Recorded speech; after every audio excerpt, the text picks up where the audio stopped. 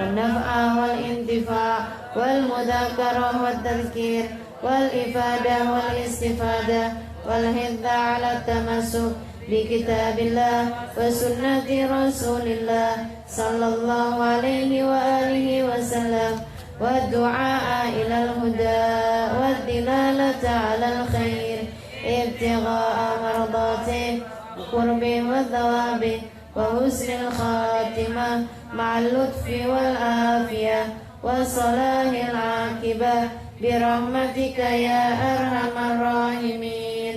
إلى حضرة النبي محمد صلى الله عليه وسلم وآله وصحبه وأزواجه وذريته وأهل بيته وسلم وجميع الأنبياء والمرسلين وأولياء الكون أجمعين.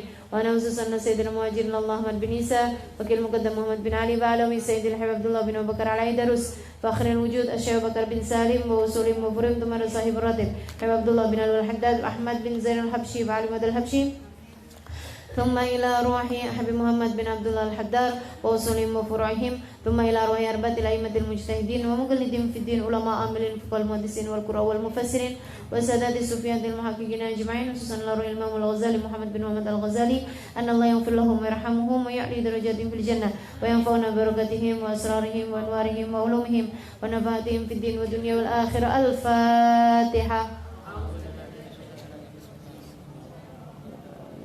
Al-jannatu tahta aqdamil ummahat. Surga berada di bawah telapak kaki ibu. Setidaknya ada 3 makna dari hadis ini, kita bahas satu-satu. Yang saya kepikir ya.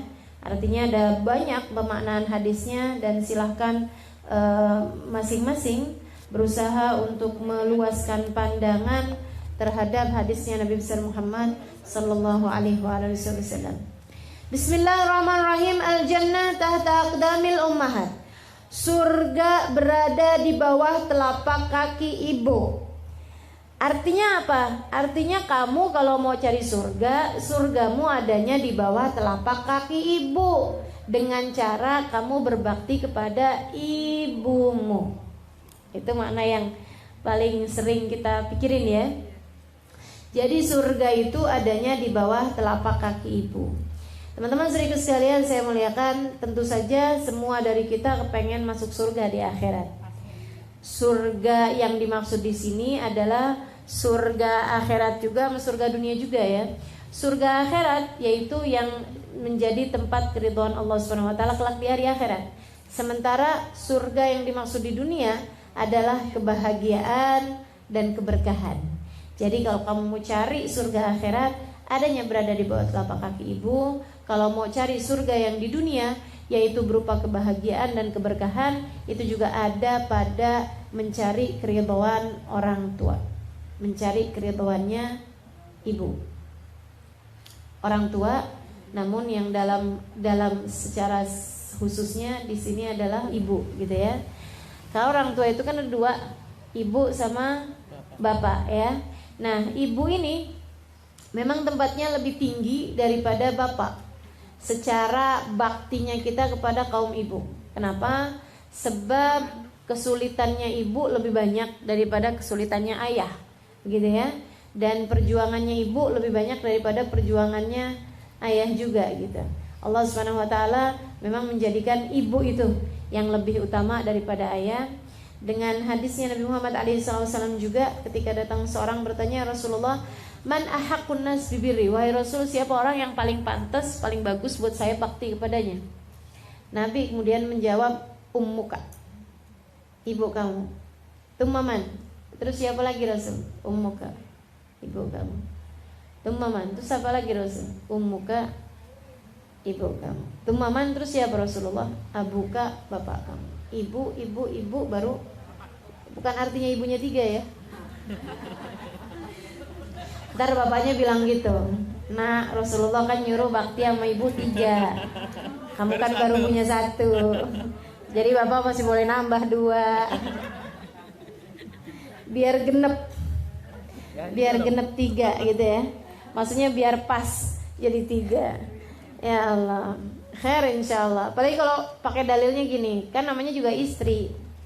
Kalau 1 namanya iswan, kalau 2 namanya istu, 3 baru istri. Gitu ya. Begitu, enggak gitu maksudnya. Enggak gitu maksudnya. Jadi maksudnya di situ adalah bahwa bakti kepada ibu itu 3 kali dibandingkan dengan baktinya bapak. Begitu ya. Itu jadi yang dimaksudkan dengan hadis al-jannah tahta aqdamil ummahat. Teman-teman saya sekalian, enggak usah nunggu-nunggu di akhirat. Bakti kepada ibu, bakti kepada bapak, bakti kepada orang tua adalah sesuatu hal yang akan dipersegerakan balasannya dari di dunia sebelum di akhirat. Katanya Nabi Muhammad SAW dalam sebuah hadis bima makna bahwasanya dzambun ujilat uqubatuh, ada juga sawabun ujilat sawabuh, ada juga khair ujilat sawabuh bima qala alaihi wasallam, bahwa ada perbuatan baik yang dipersegera balasannya dari di dunia sebelum akhirat, yaitu birrul walidain. Birrul walidain. Bakti sama orang tua tuh pasti sama Allah Subhanahu wa taala dikasih balasannya dari sejak di dunia sebelum di akhirat.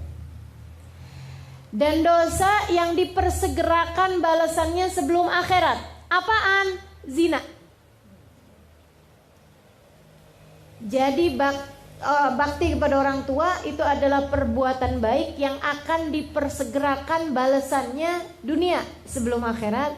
Dan dosa yang dipersegerakan balasannya di dunia sebelum akhirat adalah dosanya zina. Naudzubillah min dzalik. Naudzubillah min dzalik. Mudah-mudahan Allah selamatkan kita, keluarga kita, anak-anak kita semuanya dari perbuatan dosa, baik dosa zina ataupun dosa-dosa yang lainnya, insyaallah. Amin ya rabbal alamin.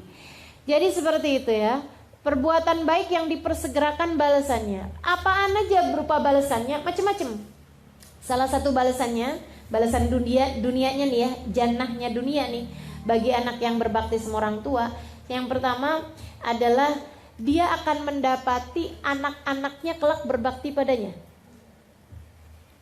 Dia nanti akan mendapati anak-anaknya berbakti padanya. Birru abakum tabirrukum abnaukum. Berbaktilah kalian kepada anak-anak kalian, niscaya kalian akan mendapati anak-anak kalian berbakti kepada kalian. Gitu. Itu salah satu dari jenis jannah yang Allah Subhanahu wa taala janjikan di dunia. Dan teman-teman saudaraku sekalian, coba ingat-ingatin. Jannah mana, kebahagiaan mana yang lebih senang daripada mendapati anak-anakmu berbakti padamu? Dunia ya. Kalau bicara kesenangan seorang ibu di dunia, apalagi yang lebih besar daripada mendapati anak-anak berbakti kepadanya. Saya belum jadi ibu, jadi saya belum tahu. Tapi saya lemparkan pertanyaan ini kepada para ibu. Ada nggak nih? Banyak ya. Mana menurutmu surga di dunia yang lebih nikmat daripada dibaktiin sama anak-anak? Ada nggak? Ayo ibu nih yang bisa jawab. Ada nggak? Nggak ada kan? Nggak ada kan? Jadi seperti itu gitu. Itu yang namanya surga dunia, al-jannah, yang dijanjikan sama Allah Subhanahu wa taala sebagai tahta aqdamil ummahat. Kamu akan dapati jika kamu berbakti kepada orang tuamu, kamu akan mendapati anak-anakmu berbakti kepadamu. Dan itu adalah sesurga-surganya surga di dunia, sejannah-jannahnya jannah di dunia, gitu ya, adalah baktinya anakmu kepadamu. Apalagi ntar di masa tuanya. Ya Allah, jangan berani-berani sama orang tua sekarang, sebab nanti anak-anakmu akan berani padamu di masa nanti. Nggak ada yang hilang. Urusan sama orang tua nih nggak ada yang hilang, teman-teman. Urusan sama orang tua nih nggak ada yang hilang. Tenang aja, nggak ada yang hilang. Mau kita berbuat baik bakalan dibalas, mau kita berbuat jahat bakalan dibalas juga. Nggak ada yang hilang, nggak ada yang sia-sia, nggak ada yang percuma, nggak ada yang gratis, gitu ya. Semuanya akan mendapatkan balasannya masing-masing. Khair fasyar, mau khair mau syar, semuanya akan dapat kebaikan, kebahasannya. Pun juga durhaka, durhaka juga kayak begitu. Saya ingat Bang Maryam dulu pernah cerita, ada seorang anak nyeret bapaknya. Anak dewasa, maksudnya orang dewasa, 70-an 40-an tahun, dia punya bapak yang sudah sangat tua, di atas usia 70-an tahun. Dia seret bapaknya tangga atas, diseret bapaknya tuh dari tangga dari atas sampai ke bawah. Pegel gitu sama bapaknya. Duh, liatin nih Pak, kayak gitu, sampai tangga bawah. Begitu nyampe di tangga bawah, bapaknya bukan ngomong apa gitu, enggak. Dia bilang, nak, terusin dong seret saya sampai ke tiang situ. Kenapa gitu? Tuh anaknya nih sambil marah nih. Dia bilang, karena saya ingat dulu pernah nyeret bapak saya dari atas itu ke tiang situ.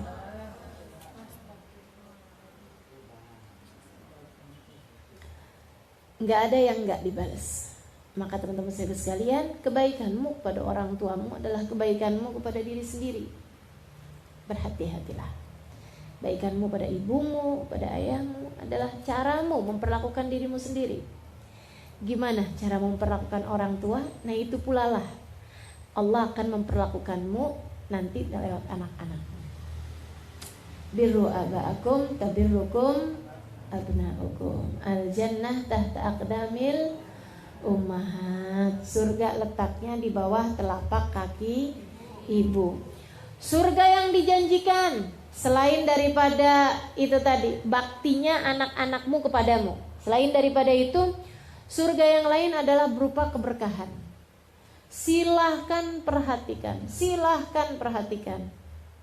Selalu saja anak yang hidupnya paling bahagia di antara semua anak adalah yang paling bakti sama orang tuanya. Dalam sebuah keluarga gitu ya, kita bisa liatin nih, misalnya ada yang punya anaknya 3 kayak, ada yang punya anaknya 5 kayak, ada yang punya anaknya 10 sekalipun begitu ya. Dari semua anak-anak tuh yang paling hidupnya berkah pasti yang paling bakti sama orang tua. Pasti yang paling bakti sama orang tua. Makanya sayang hati-hati orang tua tuh. Bawa keberkahan buat diri kita, bawa berkah sekaligus bawa kualat ya. Bawa berkah sekaligus bawa kualat. Mesti yang bagus-bagusin kita memperlakukan orang tua kita, gitu ya.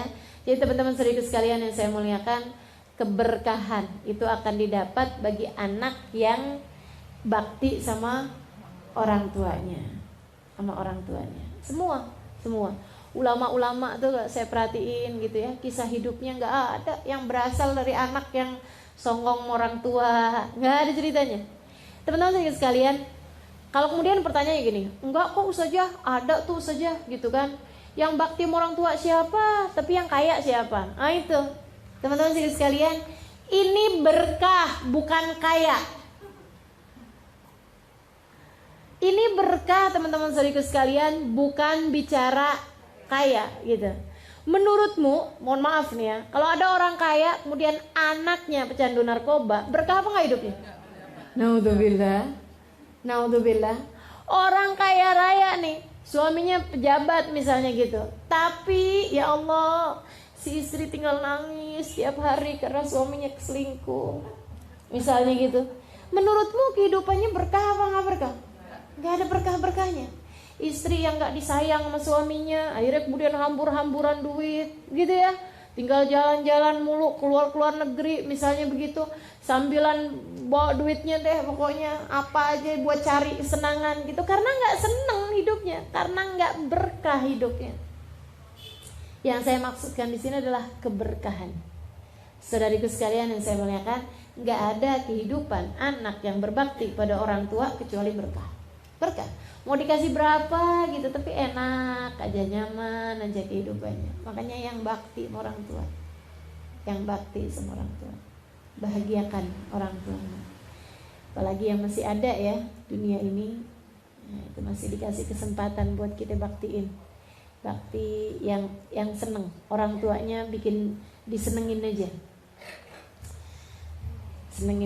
Susah nih disenenginnya. Kenapa? Cerewet. Kamu gak tahu betapa cerewetnya kamu di masa kecil, betapa nyebelinnya kamu di masa kecil, masa remaja, di masa ABG. Aduh. Ya Allah. Lagian subhanallah ya, orang tua tuh ya, punya anak 5, 6, 7 gitu, bisa ngurusin anak-anaknya semua. Ini kita nih punya orang tua cuman 2 orang doang. Semua anak-anaknya bakti belum tentu bisa. Masya Allah ya. Luar biasa. Mudah-mudahan Allah balas kebaikan orang tua kita. Amin.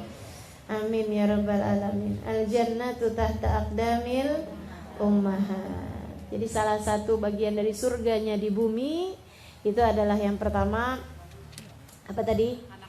Anaknya balas budi, anaknya berbakti kepadanya, gitu ya. Kemudian yang keduanya adalah keberkahan dalam kehidupan. Yang ketiganya, teman-teman saudaraku sekalian yang saya muliakan, insya Allah seapa-apanya, walaupun biar kata dikasih miskin, tapi cukup aja, gitu. Jadi juga insya Allah akan dikasih kekayaan, ma Allah Subhanahu Wa Taala, zahiran wa batinan. Seapa-apanya tuh bakalan cukup orang kalau bakti sama orang tuanya, gitu ya, dikasih kebahagiaan hati, dikasih jalan petunjuk gitu. Dan seapa-apanya juga kalau orang tuanya tuh ridho, kemudian sering doain, doanya orang tua kepadamu itu setara, apalagi doanya ibu ya, doanya ibu kepada anaknya, doanya orang tua kepada kita itu setara doanya Nabi terhadap umat. Makanya teman-teman saudaraku sekalian, saya tuh kadang-kadang gitu ya, kalau lagi apa-apa gitu, suka ngerasa, iya nih saya belajar kan banyak, makanya saya bisa ngajarin gitu. Saya begini, saya begitu. Kadang-kadang saya lupa gitu bahwa kadang-kadang nih masalahnya bukan ada pada diri kita, tapi masalahnya ada pada doanya orang tua. Kadang juga ngerasa gini, wih kegiatan banyak begini, tapi alhamdulillah ya dikasih sehat gitu. Kadang suka ngerasa yang iyalah saya kan gitu, ujub gitu ya. Padahal kalau diinget-ingetin, oh belum tentu. Ini bisa jadi juga karena doanya orang tua.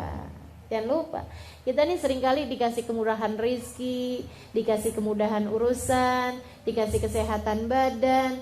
Jangan dikira karena apa yang kita lakukan, nggak ada teman-teman saudaraku sekalian. Seringkali disebabkan karena doa orang tuamu untukmu. Doa orang tua. Ya Allah, apalagi kalau kita punya orang tua yang soleh ya, yang pakai bangun malam, wah itu karunia yang luar biasa. Indahnya karunia yang luar biasa tuh. Kita masih tidur di tengah malam gitu ya, orang tua kita udah bangun, angkat tangan ya Allah, nitip-nitip anak ya Allah, luar biasa tuh. Kamu tidur tapi Allah memandangmu dengan pandangan cinta hanya karena doa orang tua. Mesti dijagain, terutamanya orang tua yang soleh. Bahkan gak soleh sekalipun gitu ya, orang tua tuh tetap punya nilai yang luar biasa di mata Allah SWT.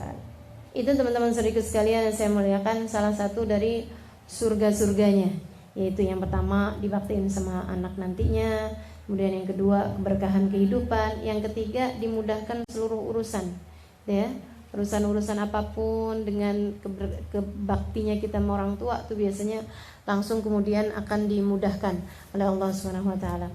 Kemudian kalau bicara tentang surga, salah satunya adalah bahwa surgamu nanti di sana itu mudah dicari dengan cara baktimu kepada orang tua. Itu makna yang kedua dari makna hadis ini ya. Jadi hadis yang pertama tuh maknanya kalau kamu pengen masuk surga di akhirat nanti gitu ya, carinya adanya dengan baktinya kita kepada orang tua. Kemudian yang berikutnya adalah bahwa amalan-amalan di dunia ini yang mudah untuk mendatangkanmu masuk ke dalam surga adalah lewat baktinya kita kepada orang tua kita, gitu ya. Jadi surga di dunia, surga di akhirat, semuanya bisa diraih dengan baktinya kita kepada orang-orang tua kita, baktinya kita kepada orang tua kita. Teman-teman saudariku sekalian yang saya muliakan, Allah tuh menjadikan sampai-sampai ridhonya Allah terletak pada keridhaan orang tua. Murka Allah pun terletak pada kemurkaan orang tua. Bahkan katanya Nabi Muhammad, siapa yang masuk pagi dalam keadaan dia bikin ridho orang tuanya, tapi dia buat marah Allah, Allah akan ridho bersama keridhaan orang tuanya. Misalnya nih, pagi-pagi nih, subuh telat, udah bikin murkanya Allah, gitu kan ya? Atau apalah gitu ya, yang dia buat hal yang membuat Allah SWT murka, tapi dia bikin orang tuanya ridho, gitu. Habis saya dia salat subuhnya, dia bikinin orang tuanya makanan atau apa gitu ya, yang sampai orang tuanya ridho, senang gitu. Nah itu yang seperti ini, Allah ganti ridho dengan keridhoannya orang tua. Sebaliknya, justru kalau misalnya kita bikin pagi-pagi hari, bikin orang tua murka sama kita, bikin orang tua marah sama kita, tapi bikin Allah ridho sama kita. Misalnya bacaan Quran, ngajinya iya juga, zikirnya iya juga, wiritannya iya juga. Tapi dipanggil orang tua nggak nyaut-nyaut. Misal, keenakan ini nih ibadah nih ceritanya gitu ya. Entaran apa sih ini masih enak nih, masih kurang berapa lembar lagi nih gitu. Ya kemudian, iya gitu. Iya dan orang tuanya manggil terus gitu kan. Panggil nih, Mil. Akhirnya kemudian lama gak nyaut-nyaut. Sampai orang tuh mana sih nih anak nih. Akhirnya terus udah ditinggalin gitu. Iya mah, lagian mama nih orang juga masih ngomel. Ini katanya Nabi Muhammad SAW, Fallahu anhu sakhid. Allahnya akhirnya jadi ikutan marah bersama dengan kemarahan orang tua. Jadi sekalian, sebagai seorang anak sebaiknya usahakan jangan sampai orang tua tuh ngerasa kayak gini loh, yang duh kok anak saya gini ya gitu. Sebisa mungkin berusaha kita untuk nyari keridhaan orang tua, karena masalahnya nih bukan urusan orang tuanya nih, urusannya sama Allah gitu. Jadi teman-teman sekalian, sebisa mungkin kita usahain untuk jangan sampai orang tua tuh jangan, apalagi sampai sedih, apalagi sampai nangis, apalagi sampai susah gitu ya hidupnya. Jangan sampai orang tua tuh ngerasa kok anak saya gini ya, gitu aja. Kalau bisa jangan gitu. Usahakan dia tuh yang seneng, alhamdulillah punya anak nih ya, masya Allah, biar gitu-gitu juga tapi nyenenginnya gitu.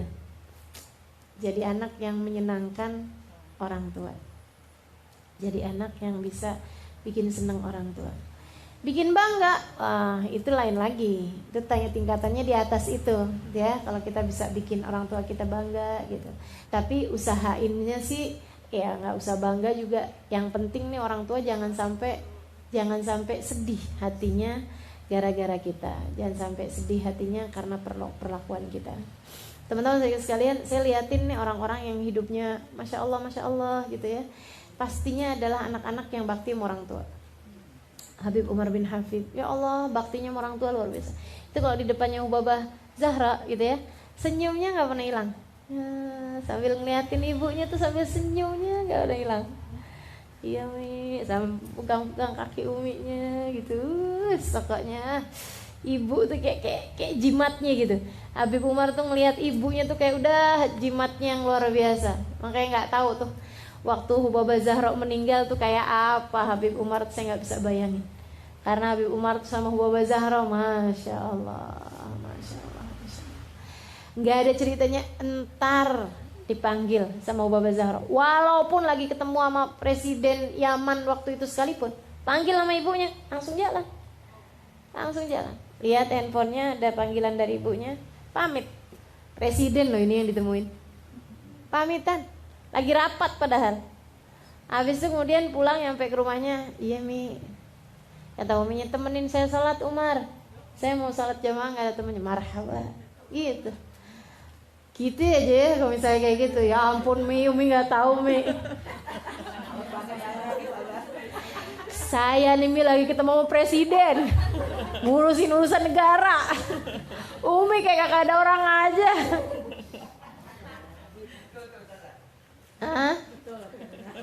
Betul. Ya Allah, gak pakai langsung marhaba. Umi udah punya wudhu gitu. Udah yuk kita salat. Ayo Umi mau sunnah dulu gitu. Udah katanya uminya, ya yuk bismillah salat jamaah. Habis selesai salat jamaah tungguin sampai doa, sampai zikir apa segala macam. Bisa mesti tanyain lagi, ada lagi Mi yang Umar bisa kerjain?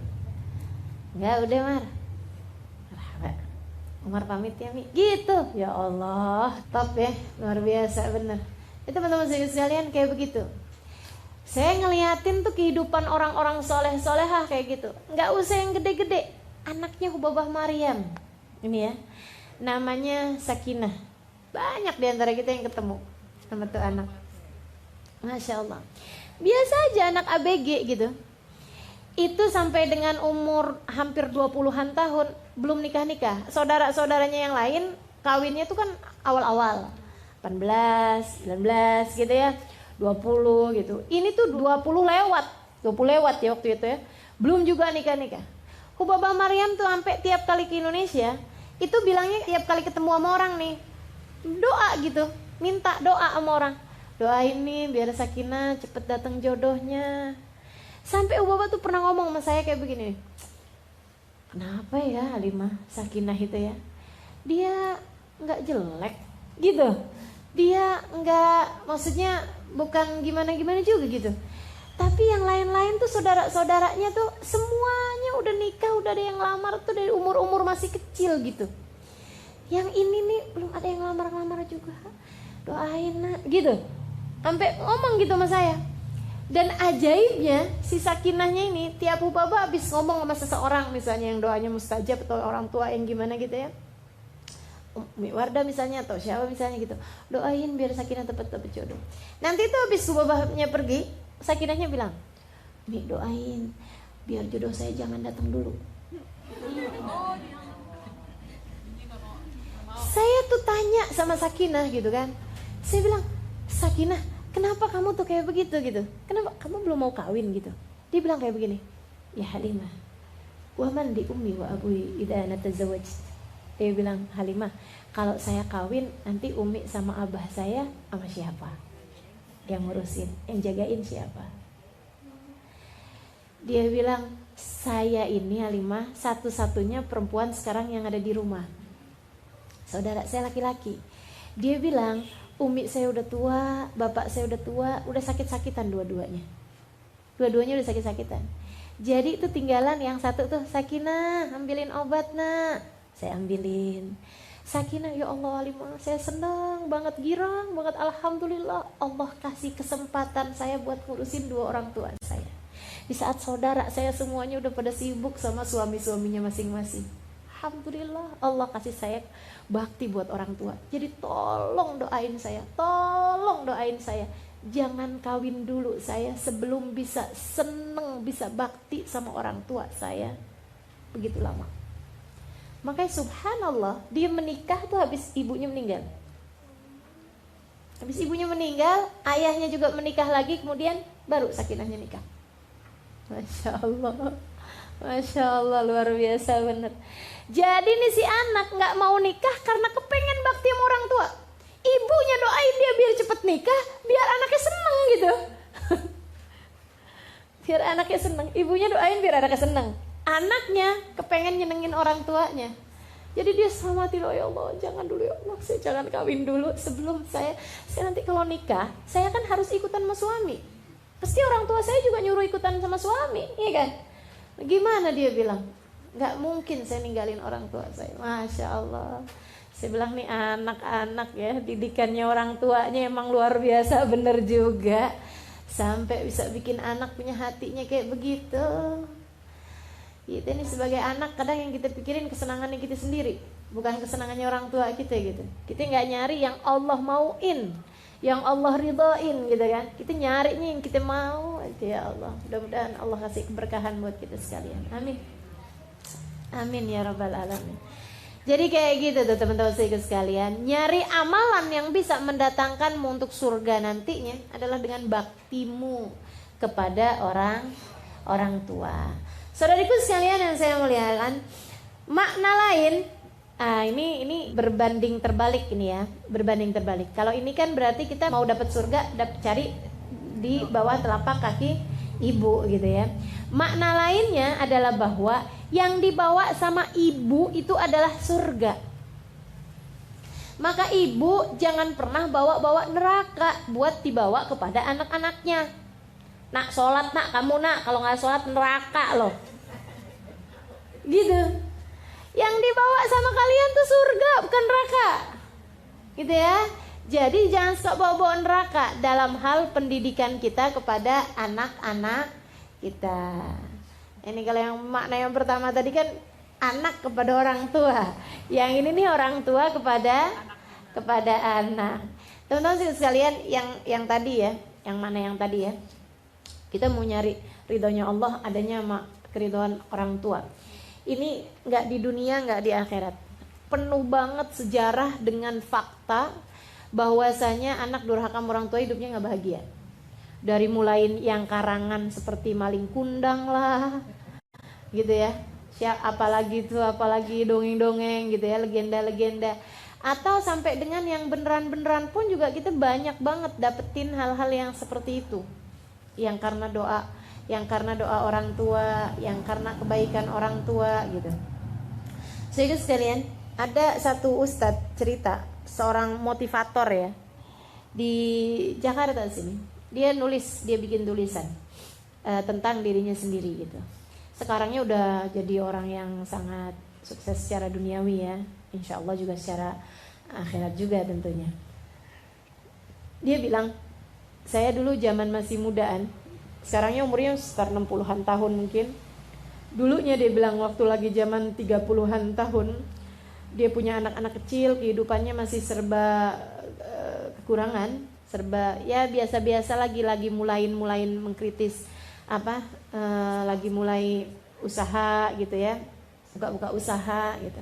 Satu hari istrinya sakitnya itu yang sampai nggak ketahuan sakitnya apa, dibawa pergi ke rumah sakit, pindahin satu rumah sakit ke rumah sakit yang lain, sampai ke rumah sakit yang paling bagus lah gitu.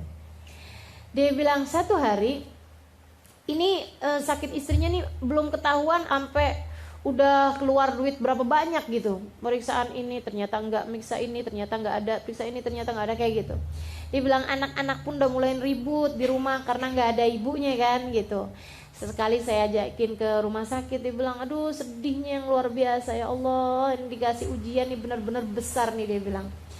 Sampai satu hari dia bilang, saya tuh dapat telepon dari rumah sakit sesudah hampir semua barang-barang di rumah habis, duit habis gitu ya. Dia dapat telepon dari rumah sakit kayak begini, Pak, dia bilang ini sakitnya istri ini belum ketahuan juga sampai sekarang, dan mulai besok dia bilang kalau belum ketahuan juga sakitnya, ibu nih, istri ini buat bertahan hidup harus minum obat per sehari itu 3 kali, dan obatnya itu kalau nggak salah ya nilainya itu berapa puluh juta gitu, 20 juta apa berapa juta gitu sekali minum obatnya, pilnya itu. Jadi untuk membuat dia tetap bisa bertahan hidup dalam waktu yang sampai ketahuan sakitnya itu apa gitu.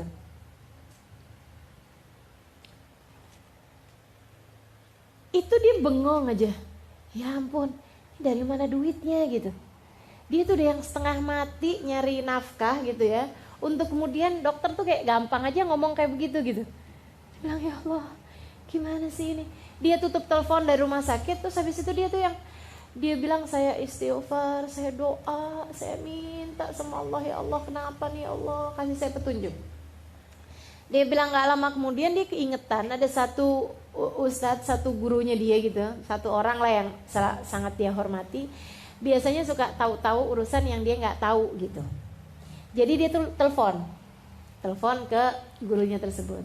Terus orang itu, orang alim ini, orang soleh ini, dia bilang kayak begini, coba deh kamu ingat-ingat, mungkin kamu punya salah sama ibu kamu, katanya gitu ya. Akhirnya dia bilang, saya habis telepon itu saya ingat-ingat apa ya. Dia bilang saya ingat zaman lagi saya SMP. Itu berapa puluh tahun yang silam. Dia umurnya waktu itu 30-an tahun. Zaman SMP itu kan umur 13, 14 tahun ya. 20 tahun yang silam gitu. Dia bilang ya Allah, saya ingat tuh, saya pernah ngambil duitnya ibu,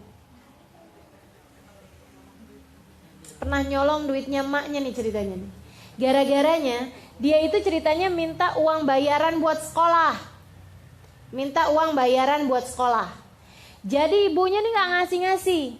Akhirnya satu hari dia lagi masuk ke kamar gitu, lagi nyari-nyari ibunya gitu kan. Dia kelihatan ada uang di bawah bantal ibunya. Nah si uang itu cukup buat bayarin SPP-nya dia, uang sekolahnya dia, udah nunggak 2 bulan. Itu cukup buat 2 bulan itu, ditambah ada keperluan dia buat beli baju, buat beli buku, buat beli bolpen, buat beli ini tuh cukup semua pakai duit itu. Jadi dia pun kemudian yang udah deh, mama nggak ngasih-ngasih kayak gitu ya, ibu nggak ngasih-ngasih, saya pakai aja duitnya kayak gitu. Toh nantinya juga bagaimanapun kan juga memang ibu juga memang harus bayar juga buat sekolah itu kayak gitu. Dia ambil tuh duit, langsung dia pakai gitu. Ibunya sempet nyari-nyari gitu kan, dia belaga nggak denger aja pokoknya gitu. Udah, akhirnya dia kemudian telepon sama ibunya. Dia bilang, "Assalamualaikum Bu." Ibunya bilang, "Waalaikumsalam, gimana nak kabar istri kamu nak?" Gitu ya. "Iya Bu, sekarang sakitnya nih nggak ketahuan apa nih. Kalau sampai besok nggak ketahuan sakitnya apa, harus minumin obat begini begitu segala macam." "Ya Allah nak, kasihan banget nak, kamu nih nasibnya, aduh, masya Allah nak, kasihannya nak." Pokoknya ibunya tuh sampai ini banget kepikiran. "Nah, terus anak-anak kamu gimana?" "Iya mah, alhamdulillah sih anak-anak di rumah baik-baik, sehat-sehat." "Iya sehat-sehat, jangan lupa sih makannya gini gitu kan." "Iya insya Allah gitu." "Mah, saya mau ngomong sama mama. Mama ingat gak mah, waktu itu mama lagi zaman saya SMP, mama pernah kehilangan uang." Mamanya bilang kayak begini, "Ya ampun nak, itu tuh ya kejadian yang mama gak akan pernah lupa."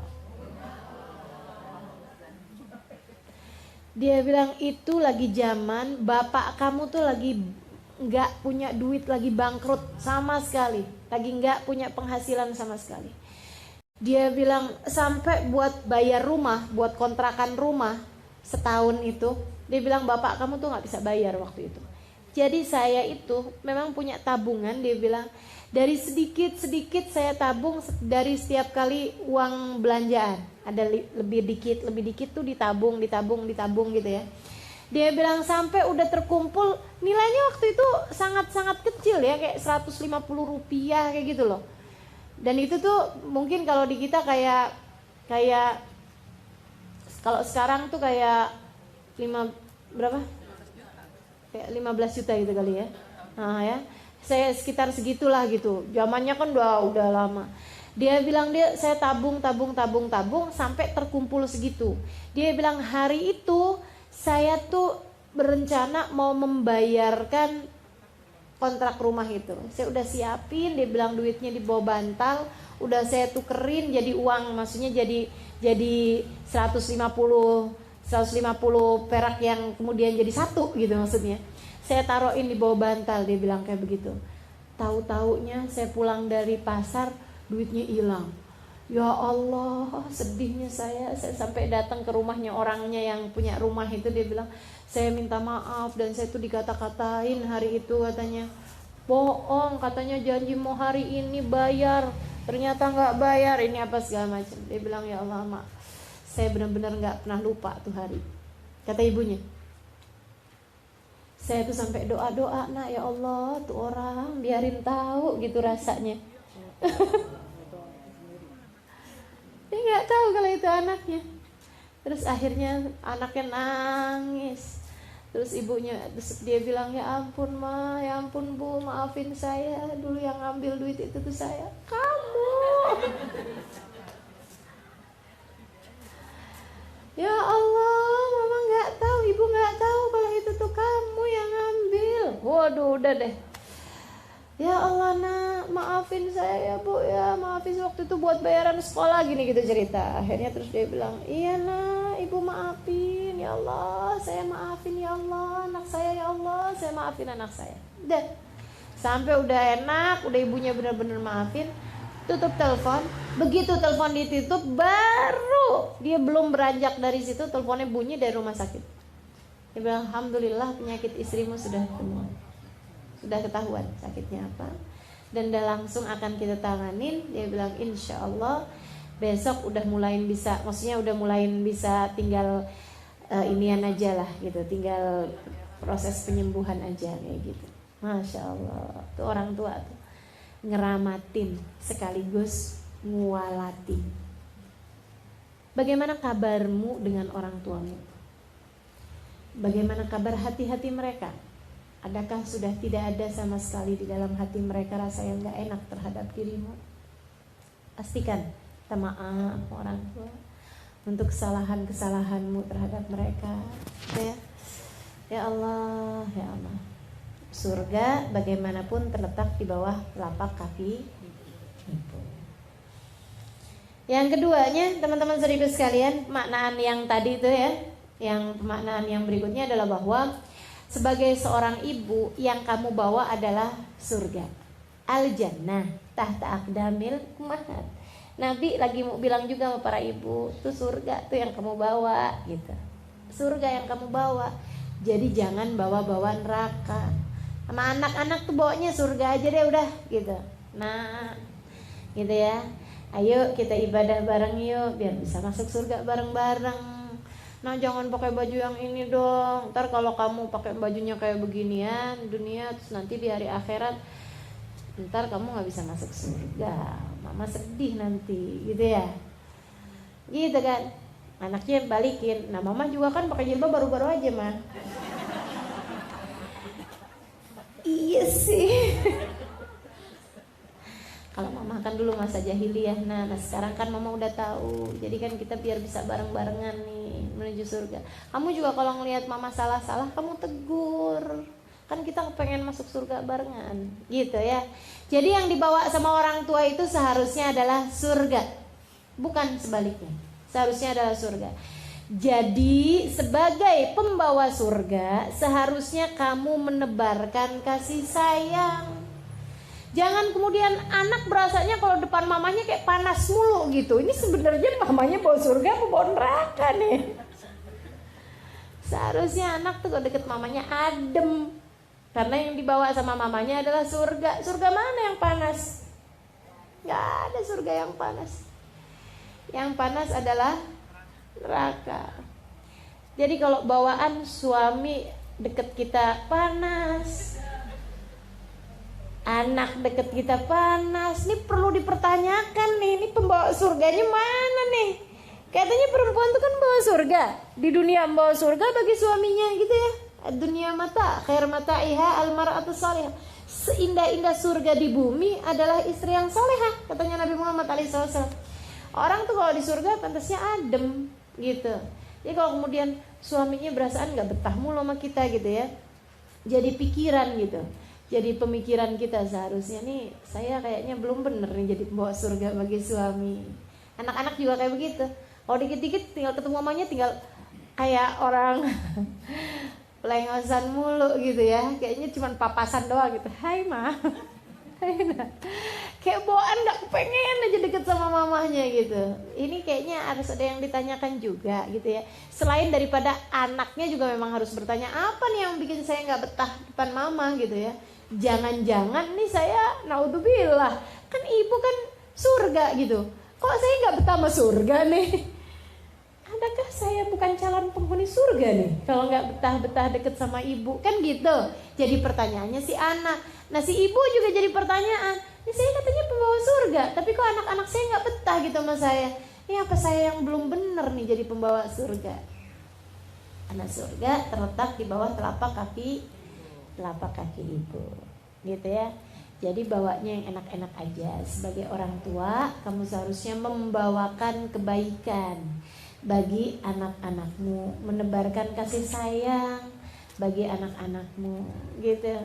Teman-teman saya sekalian, yang enak, doain anak yang enak. Saya perhatiin tuh di Tarim tuh, ibu kalau lagi marah, semarah-marah apapun, dia cuma ngomongnya kayak gini, Allah yahdi, gitu. Sampai saya tuh dulunya ngirain kalimat apa sih, mereka tuh ngomong apa sih, kalau lagi marah tuh ngomong apa sih gitu. Allah yahdi, kayak ini nyumpahin nih gitu. Tapi ternyata Allah yahdi, semoga Allah memberikan hidayah padamu gitu. Jadi semarah-marahnya dia hanya akan mendoakan baik kepada anak-anaknya. Karena doanya ibu kepada anak tuh ngaruh loh. Teman-teman sekalian, jangan pernah sebagai seorang ibu, jangan pernah sampai keluar dari lisanmu kata-kata yang gak baik atau sumpah gitu ya, doa yang buruk terhadap anak-anakmu. Jangan sampai itu keluar dari lisan-lisanmu. Yang nyesel selain daripada anaknya, dirimu sendiri. Anak-anak ngaruh banget teman-teman sekalian. Ngaruhnya bukan cuma ngaruh dikit, ngaruh banget sama anak-anak tuh. Udah deh, luar biasa bener. Makanya sampai itu gini, di Tarim terutamanya, itu orang nggak ada yang dipanggil dengan panggilan-panggilan apa gitu, nggak ada. Biasanya nama mereka dibagusin, kemudian dipanggil lengkap namanya. Namanya Fatimah, panggil Fatimah. Namanya Muhammad, dipanggil Muhammad. Namanya kayak gitu, gitu ya. Ada seorang di antara mereka berkata bahwa saya panggil namanya itu lengkap, gitu, biar sekalian jadi doa. Kalau dia namanya Fatimah gitu, tiap kali saya panggil saya doain semoga dia seindah Sayyidah Fatimah. Namanya Muhammad, ya Allah karuniakan akhlaknya Nabi Muhammad kepadanya, gitu. Jadi kalau namanya siapa aja gitu, mau namanya Abu Bakar dipanggil namanya lengkap Abu Bakar, gitu. Kenapa? Biar dia bisa semulia Sayyidina Abu Bakar, biar dia bisa seindah Sayyidina Abu Bakar. Umar namanya, enak loh namanya, pendek juga ya. Umar, panggil Umar gitu. Gak kemudian jadi Umay. Itu kan jadinya apa tuh artinya tuh? Umay. Nggak tahu tuh gitu. Padahal segitu pendeknya ya. Umar panggilnya Umang. Jadi nggak ada artinya gitu. Kenapa nggak Umar aja sekalian, biar sekalian jadi doa tiap kali kita memanggil namanya, gitu ya. Muhammad, nggak usah panggil yang lain-lain. Met, panggilnya Memet. Itu jadi apa itu? Itu jadi kalau mau tuh sekalian gitu, sekalian yang bagus-bagus, begitu kan ya. Jadi teman-teman saudara sekalian saya muliakan, anaknya namanya siapa saya? Kamila, panggil yang sempurna. Kamila, biar dia bisa menjadi anak yang sempurna, gitu kan? Sempurna akhlaknya, sempurna pribadinya, sempurna fisiknya, sempurna dunia akhiratnya, gitu. Jadi tiap kali manggil, tiap kali kita niatin sebagai doa, gitu. Sebagai doa yang indah. Makanya ngasih nama anak tuh yang bagus-bagus, jangan asal keren. Ini lagi musim anaknya lahir gitu ya, warnanya kulitnya sawo mateng, kasih nama Angelina. Kagak ada pantas-pantasnya. Kan gak ada pantas-pantasnya gitu ya.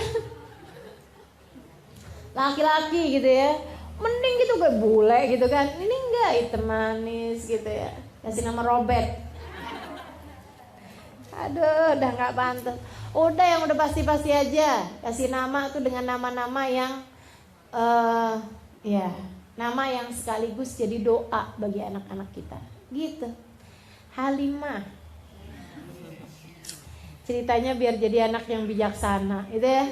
Jadi orang yang bijaksana, artinya kan kayak gitu. Tapi belum bijaksana saya, masih bijak sini. Al-jannah tahta aqdamil ummahat, surga berada di bawah telapak kaki ibu. Jadi maknanya adalah bahwa kalau kamu kepengen cari surga, gitu ya, kamu harus cari lewat baktimu kepada orang tua, dan bahwa surgamu itu terletak pada orang tua, gitu. Makanya yang sering-sering komunikasi sama orang tua, gitu ya. Ini kadang-kadang nih, apalagi yang hidupnya di rantau nih, kayak saya nih sama orang tua jauh gitu. Kadang suka kesibukan bikin kita jadi bukan lupa sih, ya itu kurang komunikasi sama orang tua. Mesti diingetin, disiapkan lah gitu ya, waktu secara khusus untuk telepon. Alhamdulillahnya sebagian orang tua tuh sebagian itu orang tua tuh suka yang mereka yang telepon. Nah itu alhamdulillah lebih mudah ya. Kalau enggak gitu kan, ya Allah, sampai kayak saling kayak jauh-jauhan gitu kan, jadinya nggak bagus gitu ya. Kita mau orang tua kalau kemudian menjadi jauh-jauhan. Al-jannah tahta aqdamil ummahat, surga terletak di bawah telapak kaki ibu. Cari surgamu berada di bawah telapakan kaki mereka. Saudara sekalian, kemudian yang kedua yang dibawa sama orang tua itu adalah surga. Maka tebarkanlah kasih sayang kepada anak-anakmu, sebab Nabi Muhammad berkata bahwa yang kau bawa adalah surganya, dan bahwa surga itu didapat adalah dengan cara bakti kita kepada orang tua kita. Terus kaitannya sama akdam, sama kaki itu kenapa? Ya maksudnya sesuatu itu kan kalau ada di bawah tuh lewat jalan bakti itu tadi gitu. Jadi dengan kita merendah, teman-teman saudara sekalian. Kenapa kok bahasanya akdam? Kenapa kok enggak surga berada di atas kepala ibu kita? Gitu ya. Tapi Nabi Muhammadnya menyebutkan surga adanya di bawah telapak kaki ibu. Nah, kalau kamu mau lihat surga, kamu harus menunduk. Kan gitu. Kalau kita misalnya dibilangin bahwa kalau surga ada di bawah atas kepala ibu kita, kan kita berarti begini nih, gitu ya. Surga ada di dada ibumu, misalnya. Berarti kita melihatnya ke arah depan. Tapi kalau dibilang surga di bawah telapak kaki ibu, artinya kita di depan ibu kita seharusnya adalah menunduk. Nunduk, liatin surgamu. Ya Allah, teman-teman saudara sekalian, para ulama-ulama tuh ya memperlakukan orang tuanya. Kita memang gak ada apa-apanya. Kita nih, ya apalagi kita memang orang masih lagi belajaran buat bakti kan. Mereka tuh yang untuk bakti tuh luar biasa. Ada seorang di antara mereka yang bilang kayak begini, saya seumur hidup gak pernah makan sama orang tua. Wah, kenapa kamu gak pernah makan sama orang tua? Dia bilang, saya tuh takut nggak pernah makan semeja atau senampan sama orang tua. Bareng-barengan tentu saja gitu ya, tapi tidak satu nampan gitu sama orang tua tuh nggak ada gitu. Selalu cari yang lain aja gitu. Kalau misalnya lagi bareng-barengan makan nih, orang tuanya ya udah dibarengin sama siapa kayak gitu. Dianya nyelip kemana gitu, nggak pernah mau. Dia bilang kenapa? Saya takut ada makanan yang udah dilihat sama bapak saya, dilihat sama ibu saya, mereka kepengen, ternyata saya karena nggak tahu saya ambil makanan tersebut, sehingga akhirnya saya jadi durhaka sama orang tua saya. Segitunya kita malah rebutan sama orang tua kita, main home pimpah. Siapa yang dapat daging, siapa yang dapat lengkuas, direndam. Ya Allah, ya Allah, Masya Allah ya. Ada orang soleh lagi ngobrol sama ibunya, ada temennya di situ lagi liatin gitu, lagi ada di situ lah gitu. Dia tuh ngeliatin si temennya dia ini nih lagi dikerubungin sama lalat. Ada satu ekor lalat di hidungnya dia nih terus aja muter-muter wing. Ngeliatnya tuh kayak risih gitu. Duh, kepengennya saya datengin tuh temen saya terus gitu ya. Kita usir gitu lalatnya. Tapi dia enggak gitu. Sampai terus aja hinggap di hidungnya dia nih, abis wing terus hinggap. Dia diem aja gitu. Diem aja. Sampai selesai dia ngobrol sama ibunya, baru kemudian dia berdiri dan di arah yang lain dia gitu. Dia usir lalatnya. Dia nyamperin temennya, terus dia bilang, duh saya risih ngeliatin kamu tuh. Kenapa? Lalat di hidung kamu gak usir-usir. Kan saya lagi ngomong sama orang tua, sama ibu. Emang kenapa? Ya mendingan di hidung saya lah. Kalau saya usir ntar dia datang ke hidungnya ibu saya. Sampai segitunya. Dia bilang daripada dia datang ke hidung ibu saya, mendingan dia ngerubungin sama hidung saya aja. Keren-keren ya para kekasih-kekasih Allah SWT dengan baktinya mereka kepada orang tua mereka. Benar-benar dihormatin, diiniin gitu. Ya Allah, ya Allah. Pokoknya yang namanya bakti sama orang tua nggak akan pernah kemana-mana. Semuanya akan dibales dari dunia sebelum kelak di hari akhirat nanti. Mudah-mudahan nih ilmu, nih hadis bukan cuma kita hafal dari zaman kita kecil ya, udah hafalnya ya. Tapi hari ini mudah-mudahan Allah SWT turunkan ijabah, menjadikan kita anak-anak yang berbakti kepada orang tua, sekaligus juga menjadikan kita ibu-ibu yang selalu dapat membawakan surga bagi anak-anaknya, insya Allah.